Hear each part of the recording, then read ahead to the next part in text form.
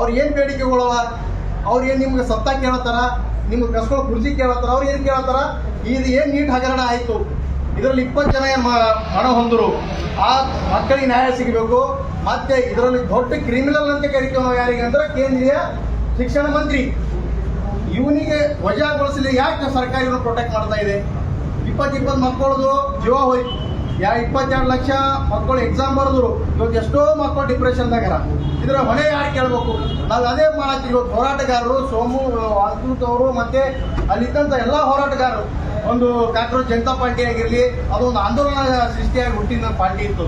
ಇವತ್ತು ಯಾವ ರೀತಿ ರೀ ಮೋದಿ ಸರ್ಕಾರ ನಾಚಿಕೆ ಆಗೋದು ನಿಮ್ಗೆ ಈ ಯುವಕರಿಗೆ ಯಾವ ರೀತಿ ಹುಡಿತೀರಿ ನೀವು?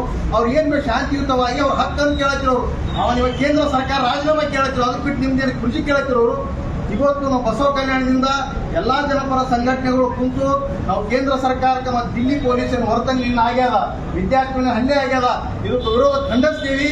ಮತ್ತು ಕೂಡಲೇ ಈ ನಮ್ಮದು ವಿದ್ಯಾರ್ಥಿಗಳು ಆತ್ಮಹತ್ಯೆ, ನೀಟ್ ಎಕ್ಸಾಮ್ ಆತ್ಮಹತ್ಯೆ ಆಗ್ಯದ, ಅವ್ರಿಗೆ ಪರಿಹಾರ ಧನದಲ್ಲಿ 1 ಕೋಟಿ ರೂಪಾಯಿ ಕೊಡಬೇಕು.